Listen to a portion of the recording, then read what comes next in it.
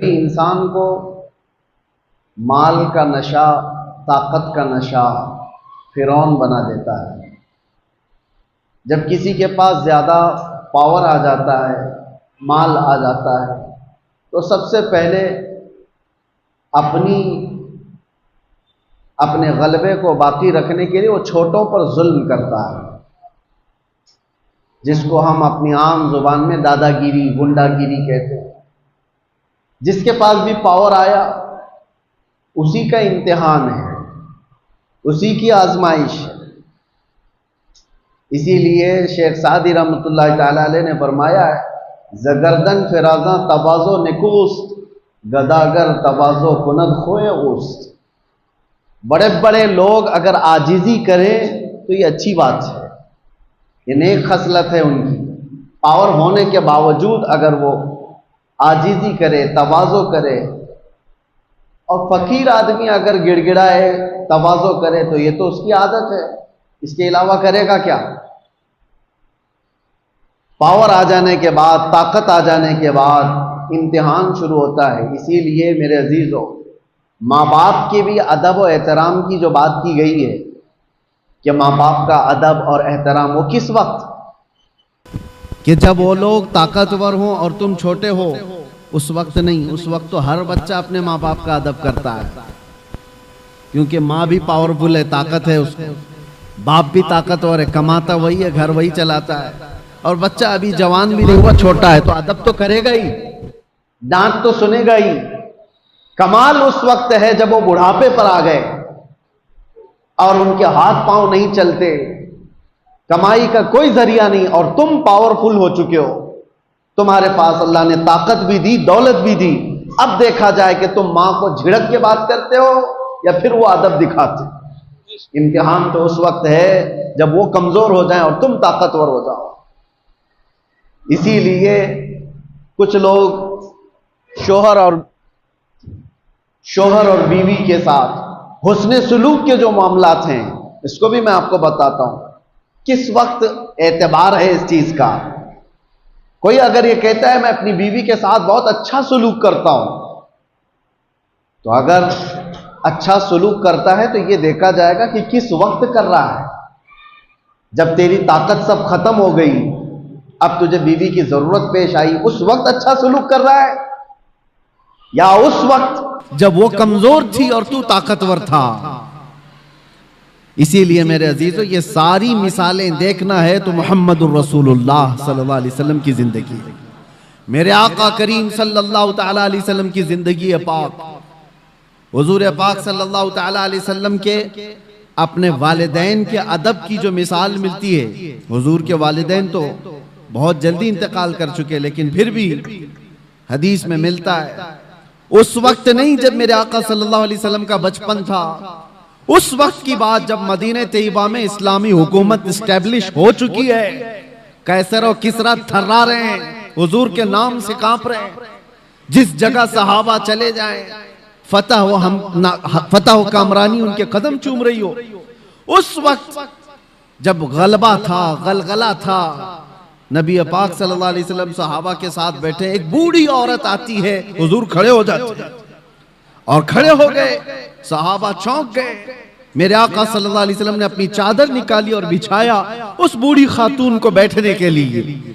सहाबा ने पूछा, ये वो सरवरे किश्वरे रिसालत है, सैयदुल अंबिया है, जिसके कदमों को माथा लगाकर जिब्राइल बोसा देते हो, वो किसी बूढ़ी के लिए खड़ा हो जाए।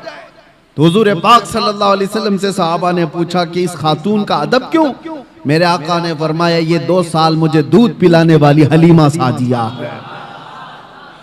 नबी पाक सल्लल्लाहु तआला अलैहि वसल्लम ने उस वक्त अदब करके दिखाया है जब पावर था, गलबा था, सहाबा की जमात थी, और एक बूढ़ी खातून आई, और वो भी जन्म देने वाली औरत नहीं है, दूध पिलाने वाली दाया है। मेरे अजीजों, 1-2 मिसाल नहीं, हर मिसाल मैं आपके सामने रखूं। हुजूर पाक सल्लल्लाहु तआला अलैहि वसल्लम एक बार एक दरख्त के नीचे आराम फरमा रहे हैं, सहाबा भी थे, किसी गजवे से वापस लौट रहे थे। उस वक्त अचानक एक दुश्मन आ गया, वो घात लगाए बैठा होगा, सहाबा नींद में थे, हुजूर पाक सल्लल्लाहु अलैहि वसल्लम की तलवार बाजू रखी हुई थी। अचानक एक शख्स आया और हुजूर की वो तलवार उठा ली। हुजूर नबी पाक सल्लल्लाहु तआला अलैहि वसल्लम बेदार हुए और देखा तो वो तलवार सोते खड़ा है बिल्कुल हुजूर के सामने, हुजूर पाक सल्लल्लाहु अलैहि वसल्लम के पास। तो हुजूर अकरम सल्लल्लाहु तआला अलैहि वसल्लम उसको देख रहे कि अब ये तलवार चलाने वाला है, और उस शख्स ने तलवार चलाने से पहले हुजूर से पूछा, बता मोहम्मद तुमको मुझसे कौन बचा सकेगा?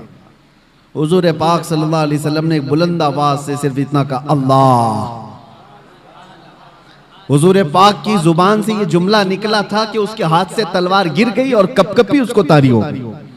जैसी तलवार गिरी हुजूर ने उठा लिया। अब आप देखें, जब काया पलट जाए, पांसा पलट जाए, पावर दूसरे के पास आ जाए और उस वक्त जो हमको सताया हुआ आदमी हमारे हाथ के नीचे आ जाए, तो फिर इंसान की फितरत क्या होती है? रगड़ दो इसको, मसल दो इसको, पूरा पुराना बदला ले लो। जब इसके पास पावर था तो मुझे परेशान किया इसने, ताकत का इस्तेमाल किया इसने। हुजूर पाक के पास तलवार हाथ में आई, अब वो कांपने लगा। हुजूर ने पूछा, बता अब तुझको मुझसे कौन बचाएगा? वो तो काफिर था, वो काफिर था। हुजूर ने तो फरमाया था अल्लाह। उसने कहा, मैंने सुना है कि तुम करीम इब्ने करीम हो। हुजूर पाक सल्लल्लाहु अलैहि वसल्लम ने फरमाया, जाओ तुम्हें आजाद कर दिया। तो वो आजाद होकर के गया थोड़ी ना, बल्कि कहा कि ला इलाहा इल्लल्लाह मुहम्मदुर रसूलुल्लाह, और अपनी कौम में आकर के बताया, मैंने एक ऐसे रहमदिल इंसान को देखा है, जब उसके हाथ में पावर आ गया तो उसने तलवार चलाने की बजाय मुझे मुस्कुरा करके आजाद किया है। मेरे अजीजों, ये आसान बात नहीं। इंसानी फितरत तो ऐसी है कि पावर का इस्तेमाल हर आदमी अक्सर गलत कामों में इस्तेमाल करता है। वो सिर्फ रसूलुल्लाह की जात है, वो यकीनन हमारे लिए कायदे कुल हैं, हमारे लिए नमूने अमल है। ला करके दिखाओ दुनिया भर की ताकतें जिनके पास पावर आता है, उसके बाद वो किस तरह का रूलिंग करती है। मैं इस्लाम को छोड़ करके आपके सामने रखूं अगर बात, हाँ, कभी कभार ये दरिंदे हमें ऐसे बादशाहों की मिसाल ला करके बताते हैं जिनका इस्लाम से कोई ज्यादा ताल्लुक नहीं रहा। वो तो अय्याश बादशाह थे, नाम मुसलमान होने से कोई मुसलमान थोड़ी ना हो जाता है। वैसे तो तुर्की के इनकलाब के बाद मुस्तफा कमाल बादशाह नाम से जो रेवोल्यूशन आया था, सल्तनत उस्मानिया खत्म होने के बाद तुर्की में जो बादशाह बनाया गया अंग्रेजों की तरफ से, उसका नाम क्या था? मुस्तफा कमाल बादशाह। उसने तकरीबन 10-11 साल हुकूमत किया, पूरे इस्लाम को खत्म करने के लिए एड़ी चोटी का जोर लगा। कुरान पे पाबंदी, अजान पे पाबंदी, हिजाब पे पाबंदी, अरबी जुबान पे पाबंदी। 11 साल की हुकूमत में नाम क्या था? मुस्तफा कमाल। नाम हो जाने से कोई मुसलमान नहीं होता। हाँ, ये बात याद रखें।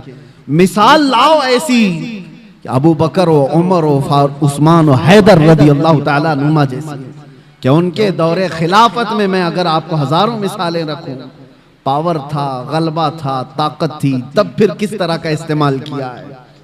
आज दुनिया को देखो, निहत्तों पर जो जुल्म किया जाता है, बराबर का मुकाबला हो तो समझ में आए कि दो पहलवान मैदान में लड़ रहे हैं। फिलिस्तीन और इजराइल के मामलात को पूरी दुनिया जानती है। एक तरफ कंकर और पत्थर लेकर लड़ने वाले बच्चे, और एक तरफ पेट्रोट मिसाइल पूरी दुनिया को सप्लाई करने वाली हाई टेक्नोलॉजी पावर वाली ताकत। कोई मुकाबला है?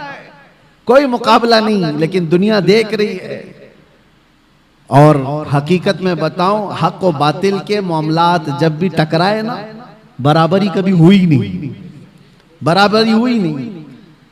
एक तरफ 82 लोग हैं और एक तरफ 22,000 का लश्कर। करबला के मैदान 82 का डबल कर दो, ट्रिपल कर दो, 4 गुना कर दो, समझ में आए कि ये लोग डबल थे, ये ट्रिपल थे। नहीं, अरे कितने गुना ज्यादा। 80 लोगों के मुकाबले में अगर 22,000 आए तो कोई कंपैरिजन हो सकता है? कोई मुकाबला है इनका? लेकिन हक और बातिल की लड़ाई हमेशा ऐसी रही। और दूसरी एक मिसाल आपको बताऊं, सलाहुद्दीन अय्यूबी की। एक ऐसी जंग लड़ा उस मर्द मुजाहिद ने कि सारी सलीबी ताकतें जमा हो गई थी और 4 लाख की फौज जमा हो गई। 4 लाख की फौज सलीबियों के पास। अगर 4 लाख इंसान खड़े कर दिए जाए ना तो सरों का समंदर नजर आएगा आपको, सरों का समंदर होगा। और उस वक्त सलाहुद्दीन अय्यूबी के सामने ऐसा चैलेंज था, बिखरी टूटी हुई सब फौज मिलाने के बाद सलाहुद्दीन के पास सिर्फ 12,000 का लश्कर था। 12,000 का मुकाबला 24,000 से हो तो समझ में आए, 48,000 से हो तो समझ में आए, लेकिन 12,000 का मुकाबला 4 लाख से होने वाला है। एग्रीमेंट साइन कर लो, सुलह करके खत्म करके चले जाओ। सलाहुद्दीन ने अपने फौजियों से पूछा, क्या इरादा है तुम्हारा? सलीबी ताकतें सब जमा हैं और हमारी तादाद कम है। कैसे जवान उस लश्कर में शामिल थे। अपने सिपह सालार से कहते हैं, सलाहुद्दीन, अगर रसूलुल्लाह सल्लल्लाहु अलैहि वसल्लम के सहाबा तादाद देखकर मैदान में उतरते